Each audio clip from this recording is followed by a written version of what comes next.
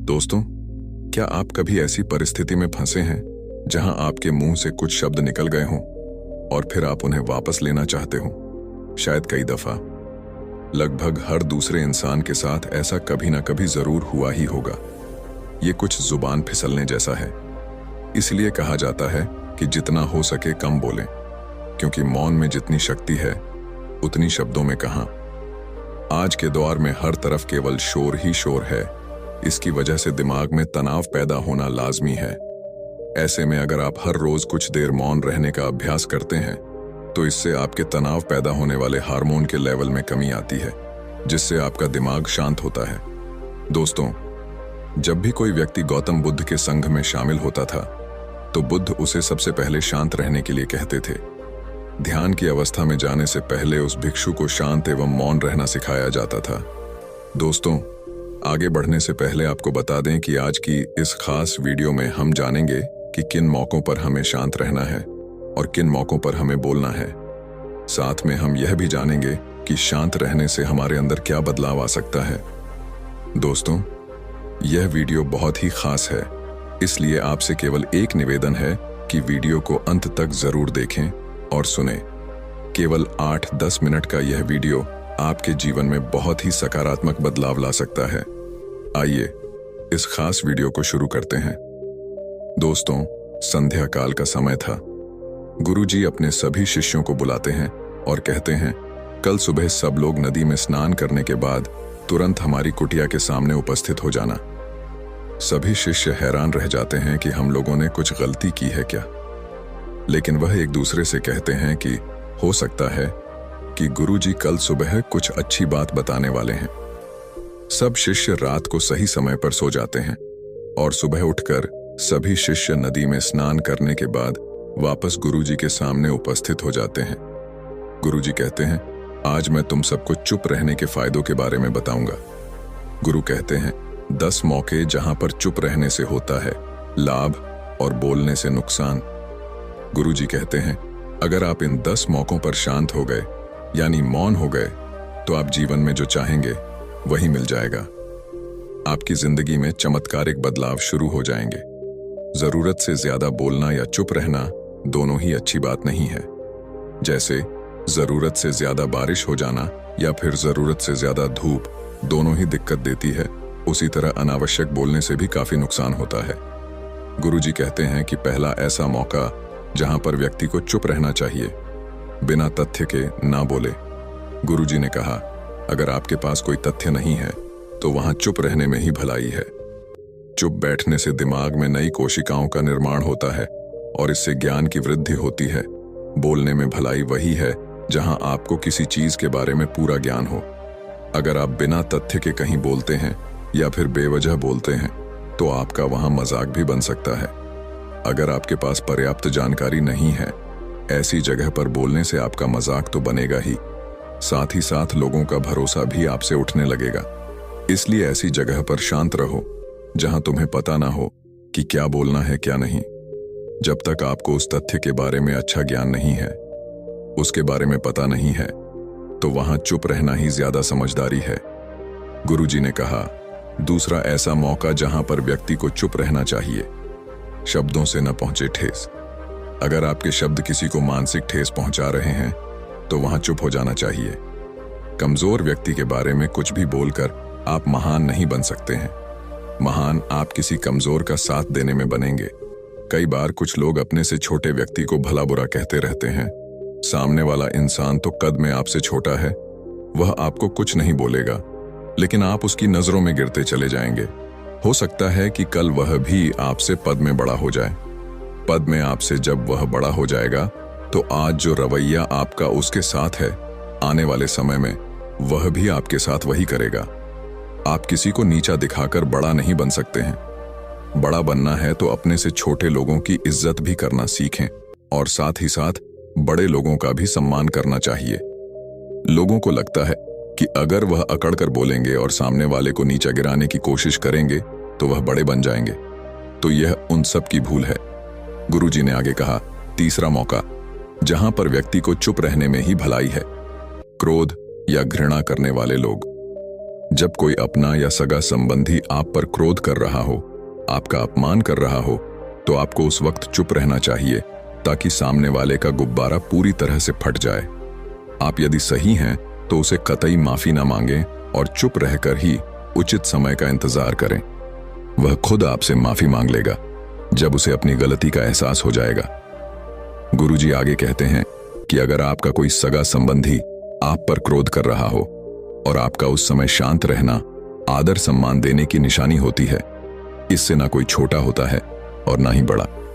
अगर आपको क्रोध आ रहा है तो आप या तो वहां से किसी का अनादर किए बिना चले जाएं या फिर चुप रहे। क्रोध करने से आपके रिश्ते खराब होंगे।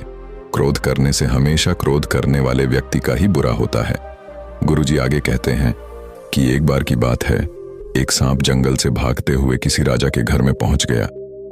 लोगों ने छेड़खानी की तो वह बहुत ही गुस्सा हो गया, जिससे घर में जो तलवार पड़ी हुई थी उसी को लपेटकर कसने लगा और धीरे धीरे उसका पूरा शरीर कट गया। ठीक उसी प्रकार हमारा गुस्सा भी हमारे शरीर को तलवार की भांति काटता रहता है। गुस्सा ध्यान से खत्म होता है। प्रतिदिन अगर आप ध्यान की मुद्रा में बैठे हैं तो आपका गुस्सा आपके नियंत्रण में रहेगा। गुरुजी ने कहा चौथा, ऐसा मौका जहां पर इंसान को बहुत ही समझदारी के साथ काम लेना चाहिए। गुरुजी कहते हैं कि वहां पर आपको चुप ही रहना चाहिए जहां पर उस मुद्दे से आपका कोई संबंध ना हो। अगर आपका किसी मुद्दे से कोई संबंध ना हो तो वहां आपका चुप रहना बनता है। बिना किसी वजह अगर आप दूसरे के मुद्दे पर बोलेंगे तो यह आपके लिए अनिष्टकारी होगा। इसमें केवल और केवल आपका ही नुकसान है। आप किसी भी दो लोगों के बीच हो रहे विवाद में अपनी टांग न डालें। अगर सामने वाला आपको बुला रहा है अपना झगड़ा शांत करवाने के लिए तो ही आप वहां पर जाएं। किसी की व्यक्तिगत जिंदगी में दखल अंदाजी नहीं देनी चाहिए। गुरुजी कहते हैं कि 10 मौकों में 5वां ऐसा मौका जहां पर व्यक्ति को बहुत ही समझदारी के साथ चुप रहना चाहिए। आपके शब्दों से किसी मित्र या रिश्तेदार को हानि ना पहुंचे। अगर आपके शब्द सामने वाले के परिवार या मित्रों की प्रतिष्ठा के बारे में बुरी झलक दिखा रहे हैं तो आपको चुप रहना चाहिए। किसी के परिवार या फिर मित्र के बारे में बुरा बोलने से केवल आप ही बुरे बनेंगे। जो चीज आसानी से खत्म की जा सकती है उसे अपने शब्दों से बड़ा ना करें। बिना चिल्लाए बात करने का प्रयास करते रहना चाहिए। अगर आप बिना चिल्लाए कोई बात नहीं कह सकते तो आपकी चुप रहने में ही भलाई है। किसी पर चिल्लाने से आपके व्यवहार के बारे में पता चलता है। ज्यादा बोलने से चीजें हमेशा खराब ही होती हैं। कई बार कुछ रिश्ते ज्यादा तेज बोलने की वजह से टूट जाते हैं। इसीलिए जहां किसी को शब्दों से चोट लगे वहां चुप हो जाएं।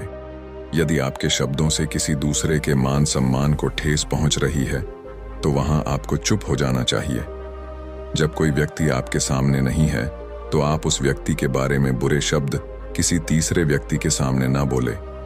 गुरुजी कहते हैं छठा मौका जहां पर व्यक्ति को चुप रहना चाहिए, जब कोई कर रहा हो किसी की बुराई। जब कोई आदमी आपके सामने किसी तीसरे आदमी की बुराई कर रहा हो तब तुम्हें चुप रहकर बस सुनना चाहिए। अपनी व्यक्तिगत राय कभी भी नहीं देनी चाहिए, क्योंकि जो आज आपके सामने किसी तीसरे की बुराई कर रहा है वह कल किसी और के सामने आपकी बुराई भी कर सकता है। यदि आपने कुछ कहा है तो नीति शास्त्र के अनुसार जो अपने मुंह को बंद रखता है और बुद्धि से काम करता है वही इंसान ही समझदार होता है। बिना जरूरत के किसी के बारे में बोलना, किसी के बीच में बोलना, यह गलत बात है। कभी कभी हमारे लिए बुद्धिमानी इसी में होती है कि हमें अपना मुंह ऐसी जगह पर नहीं खोलना चाहिए।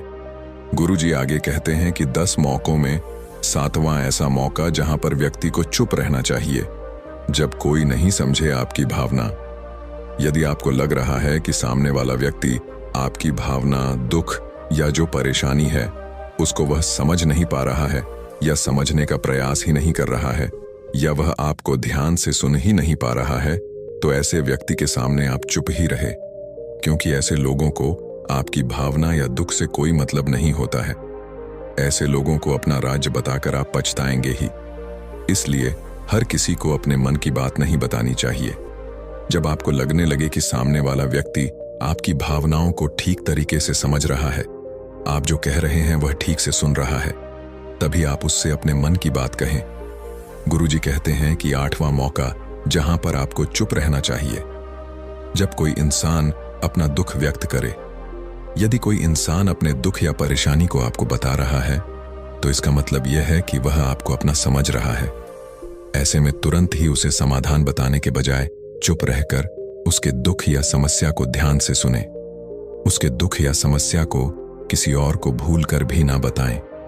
वह अपना दुख आपको इसलिए नहीं बता रहा है कि आप उसकी समस्याओं का समाधान कर देंगे, बल्कि वह इसलिए भी बता रहा है कि सामने वाला उसकी बात को समझ रहा है। कई बार बताने से दुख कम हो जाते हैं। वह आपको अपना दुख इसलिए बता रहा होगा कि उसे लग रहा है कि आप उसकी बात को समझ रहे हैं। दुख बांटने से कम हो जाता है। इसीलिए जब कोई व्यक्ति अपना दुख आपसे व्यक्त करे, तो आप चुप रहकर उसकी बात को बहुत ही ध्यान से सुने, ताकि उसका दुख कम हो जाए और उसके मन का बोझ हल्का हो जाए। गुरुजी आगे कहते हैं कि 9वीं ऐसी जगह जहां चुप रहने में भलाई है। गुरुजी कहते हैं, जहां पर दुष्ट प्रकृति के लोग रह रहे हों और गाली गलौज कर रहे हो, तो आप वहां पर मत जाइए। ऐसी जगहों से आप चुपचाप निकल जाएं, अर्थात अपनी प्रतिक्रिया दिए बिना आप वहां से चले जाएं, क्योंकि जिसकी जुबान खराब होती है, जो दुष्ट प्रकृति के लोग होते हैं, उनको आप ऐसे समय में नहीं समझा सकते हैं। जब उनका दिमाग पूरी तरह से शांत हो जाए, तभी वह आपकी बात सुनेंगे। इसलिए जहां पर दुष्ट प्रकृति के लोग आपकी बात को न मानते हो और ना ही सुनते हो, तो आपको वहां पर नहीं बोलना चाहिए। गुरुजी कहते हैं कि 10वां ऐसा मौका जहां पर आपको शांत हो जाना चाहिए। गुरुजी कहते हैं कि अपनी सफलता का राज हर किसी को ना बताएं। कई बार होता है कि कुछ लोग जो सफलता को बहुत ही जल्दी प्राप्त कर लेते हैं, वे हर जगह अपनी सफलता का ढिंढोरा पीटने लगते हैं। ऐसे में क्या होता है कि कई लोग आपकी सफलता से खुश नहीं होते हैं। अगर आप अपनी सफलता का जबरदस्ती लोगों में ढिंढोरा पिटवा रहे हैं, तो लोगों की नकारात्मक ऊर्जा आपको प्रभावित कर सकती है। जब आप सफल होंगे, तो सबको पता चल जाएगा कि आप सफल हो गए हैं। ढिंढोरा पीटने से नुकसान आपका ही होगा। इतना कहकर गुरुजी ने कहा, शिष्यों, आज के लिए बस इतना ही। अगर तुम सब मेरी इन 10 बातों को अपने जीवन में अपना लेते हो, तो तुम सब काफी हद तक परेशानियों से बचे रहोगे। यहां से जाने के बाद मेरी यह बातें आपके जीवन में किसी वरदान से कम साबित नहीं होंगी। दोस्तों, हमारा यह जीवन बहुत ही अनमोल है।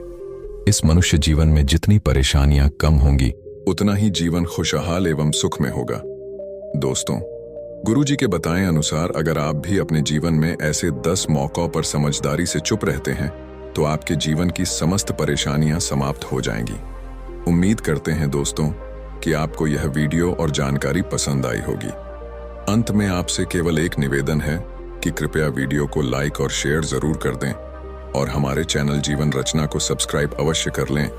आप सभी का बहुत बहुत धन्यवाद।